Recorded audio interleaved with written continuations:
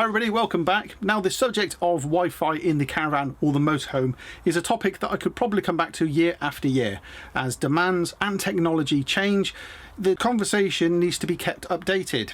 In fact, one of our very first videos was a review of this thing, the Hutu TripMate, and I get asked quite a lot these days whether I still use it, and up until very recently we did. It was fantastic for us. It was able to connect onto a Wi-Fi hotspot. It was able to share its connection between our devices here in the caravan. It was also a media streamer, so Chloe could watch her videos, Tom could watch his films, and we could do whatever we wanted as well. So it kept everybody happy and kept them enclosed in their own little bubble. But time moves on and technology moves on. One of the biggest downsides of this thing, in fact, was that it couldn't connect to the outside world. It relied upon a Wi-Fi hotspot. And anybody that looked at my video on how we got online in the caravan will know that we used this in conjunction with this to get online if there was no Wi-Fi available on site. And in fact, we used this quite a lot because the site Wi-Fi was always pretty poor. It was never fast. It was only really good enough to just get online, get some emails, and that would be about it. So technology has moved on quite a bit, and for the summer we've been using a Netgear M1. This is it, the Netgear Nighthawk M1, and eagle-eyed viewers will notice that over here I've got a box for a Netgear M2. In fact, let me show it to you here. And I've been sent this one for review, but this is not a review of this M2. I'm going to come back to this a bit more at the end of the video. Instead, I'm going to answer some questions that we get asked quite a lot with regards to getting online. So, first of all, let's answer one of the biggest questions. Why don't I just use my phone and tether the data? Smartphones these days are incredibly clever. If you really want to, you can let these things really rule your life. Sharing data is one such thing which they are very good at doing. You simply have a good data connection, you have yourself a good contract with lots of available data on it, and you can share this out to other members of your family. It's a great way of doing it. But there are a couple of limitations. Above all, and one thing to really consider, is this is not a MiFi. It is not a dedicated data sharing device. Above all, a smartphone will be wanting to maintain its own data connections. It'll be constantly wanting to keep its own services maintained, so things like email, and if you're using a cloud-based library file, it'll be wanting to maintain that as well. It will maintain all of those things above and beyond the service of tethering data. So what does that really mean? Well, in fact, it just means that you're going to get a slower connection. So if you want data connection, you're going to get less bang for your buck going through a smartphone. Another thing to consider is there will be no security. So there will be no parental controls. There will be no firewall. This thing will just share its connection with the outside world and it won't care. Now, if you're okay with there being a limited speed, and if you're okay with there being no security, and if you're okay with it having to be plugged in all the time, then carry on and use your phone. But for us, it really didn't work, especially when I put my phone in my pocket and took the dog for a walk. The rest of the family couldn't get online, and I got back to World War III back in the caravan. But if you're okay with all of that, and your circumstances are different to ours, then carry on and use your phone. If, however, you're not, and you want a dedicated device to get online with, then you need to look at a MiFi. And we were using a Huawei-based MiFi right up until the beginning of summer this year, and we made the switch to the Netgear Nighthawk M1. Let me introduce that to you right now. We've been using this one now since the beginning of the summer. We've been having a really good time with it, in fact. It's been far, far better than this thing, which is a Huawei equivalent. It's also considerably more expensive. This one retails for $289. I'm going to come back to the price at the end of the video.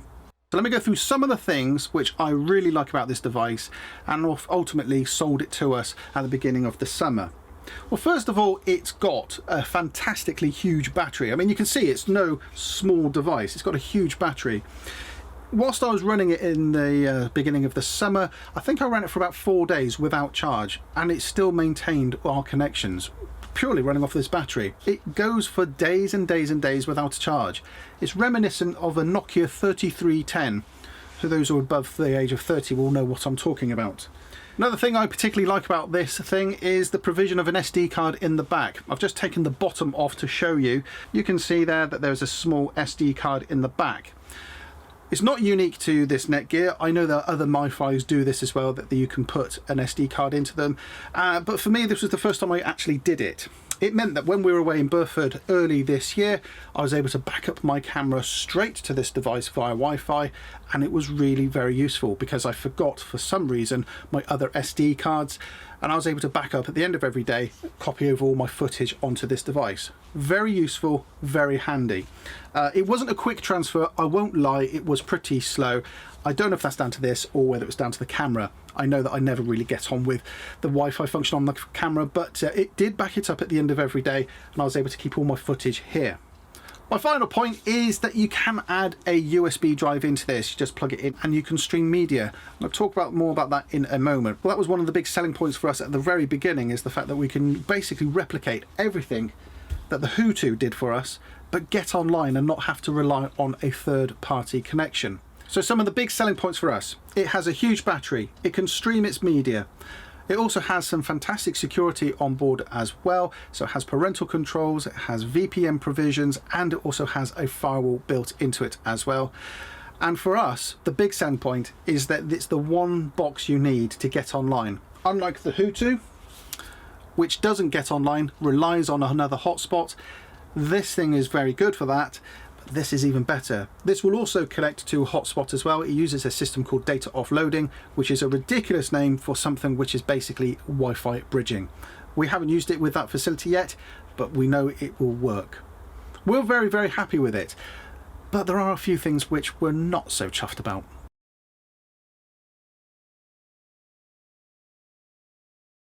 So I mentioned that you can stream media, and you can, and it does it very well. You can either do it via the Nighthawk app, or you can go onto a web browser and just point to this device and pull up its local front homepage. In either scenario, you need to log in. There's only one login, and that's the admin login.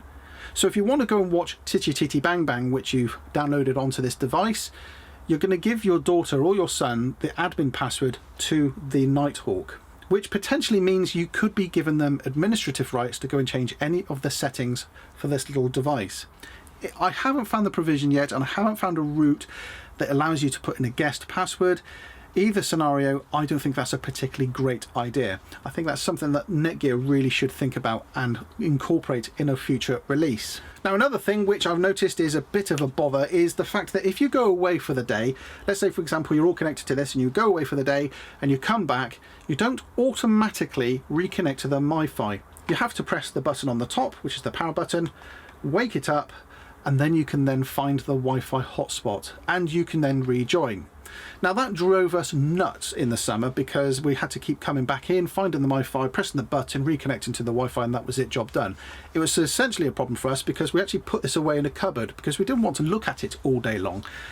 So we had to dig it out the back of the cupboard and switch it back on again for us to reconnect. There is, however, an update to this. I found the setting in all the settings which switches this off. You can basically disable the Wi-Fi sleep mode, and you basically have Wi-Fi all the time. It will constantly be polling. It turns the Wi-Fi off if it decides that there's no one connected to it, thus saving its battery life. So out of default, you will need to switch that off in order for it to be awake all the time. The problem with that is you'll be limiting your battery life. But I'll be honest with you, it's got such a huge battery anyway, it's not going to be much of an issue for us. So, the elephant in the room, the cost. This is where people get very animated. This thing retails for £289. It's about 100 quid cheaper than the M2 I've discovered. It's also about 130 quid more expensive than this Huawei device. So why should I spend more money on this than this? So back at the office, I set up an experiment. I used a pay-as-you-go SIM, and I used that same SIM across both devices. First of all, I put it into this one, and I connected my desktop computer to the Wi-Fi hotspot that this generated. I chose the same server, and I did a speed test. Results on screen right now.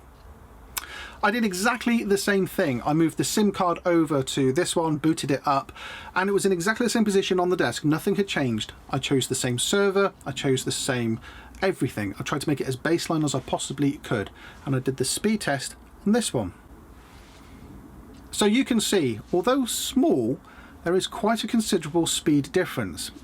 I have since been out and about, and I've done some other tests between the two, comparing them like for like, you know, see which one's faster, which one's better, which one's more reliable. And I can tell you that this one is okay, it's good, and it does a great job, but this one is just another league. If we were to compare them to cars, I think we could say this was a Fiat 126, nice car, but this is a Ferrari F50, nice colour. They both have wheels, they both have steering wheels, they both have tyres. But one just does it a little bit better than the other one. Now the final thing I'm going to say about the cost of these things is, yes, that's £289. It's quite a lot of money, I'm not going to deny that.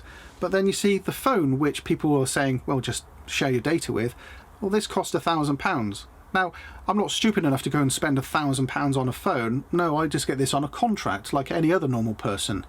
And that's exactly what you can do with one of these. In fact, I had a look around today and I found you can get this very device on O2. I'll put a link to that deal down below. But talking about data and talking about connections, which is best? Pay-as-you-go or contract? And what have I decided to go with this device? In the end, we went for a Sky Mobile deal, which was a 10 gig data a month. It has free text and it has free calls. Not that we're really interested in that, but it is there if we want it. 10 gigs a month, well, that doesn't sound like an awful lot, does it? Certainly if you're sharing your device between a number of people. And that's true. The thing that really sold it to us for Sky Mobile is their provision for rolling data over to the next month. So, this month, I haven't used the data on this device. I've got 10 gigs now, which is stuck into the piggy bank. Chloe, our daughter, she has a Sky Mobile account as well. She has 8 gigs of data a month, and she rarely uses it because she's always on a Wi-Fi hotspot. So her 8 gigs usually gets rolled over as well. We've also got another SIM card here in the iNet in the caravan for use for the Truma system. That's in a future video. That has about 2 gigs a month, and that never gets used, so that always rolls over. So if we do nothing, we can usually roll over about 20 gigs a month on top of the 10 gigs that we have on this device. So in the piggy bank at any given point, I have about 30 gigs of data ready to use. So you may be saying to yourself, well, why don't you just buy yourself an unlimited package and buy yourself an unlimited amount of data going forward? Well, you see, I have a fundamental problem for paying for something that I'm never going to use. If I'm going to use it, fine.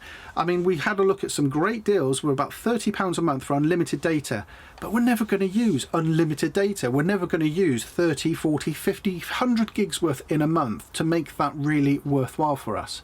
We're just never going to use it. And for us personally, the best route is to use a small amount of data, but piggy bank over a longer period, because we're never going to be away in the caravan all the time using the data every single weekend. And for us, that's the perfect setup. We pay very little. In fact, it costs us just £10 a month for the 10 gigs. £10 a month, and we know that we've got as much data as we will need when we go away. I'm sure there will be a time when we need to buy more, but I'm okay with that because that's not going to happen every single month. So as I mentioned, I've got this, the Nighthawk M2, which is the bigger, younger brother to this, the M1. Now I noticed that there's a few other channels which are popping up which are doing some reviews of the M2 already, and that's great. We were obviously sent this one for review as well, but as you can see, I still haven't opened it. And I want to ask you the question, what would you like to see as a review of this one? Would you like a more technical, in-depth review? Would you like a comparison between the M1 and the M2? Why is this one £100 more? Is this one the one you want to go for? Let's compare the two and see what the differences are. Let me know in the comments below. I will unbox this one at some point. Maybe that's part of the video, an unboxing. Let me know your thoughts of what you'd like to see from this one. So that's it from me today. I hope this one's been useful for you. I'm sure we'll come back and visit this topic again next year when everything changes once again, and no doubt you'll want an update as to how we get online. If you're not interested in getting online, of course, well, this video really wouldn't have been for you, and thank you for sitting through and watching it all the way through.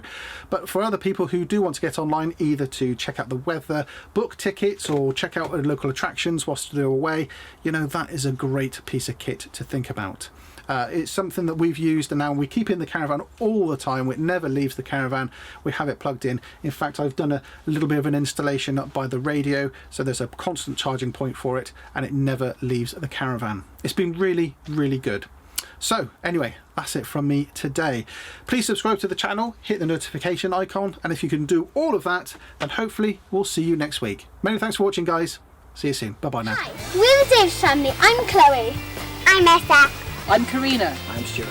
And we are Latitude Adventures. We are a family who like to go out travelling in our caravan and tell our stories as we go about here, there and everywhere. So on our channel you can see us site reviews or site tours, our trips away in the caravan as well, and also you might even find some product reviews as well. So come on over, check out our channel on YouTube, follow us on Twitter, Instagram and Facebook. Thanks for watching. Bye for now. Bye bye. Bye bye.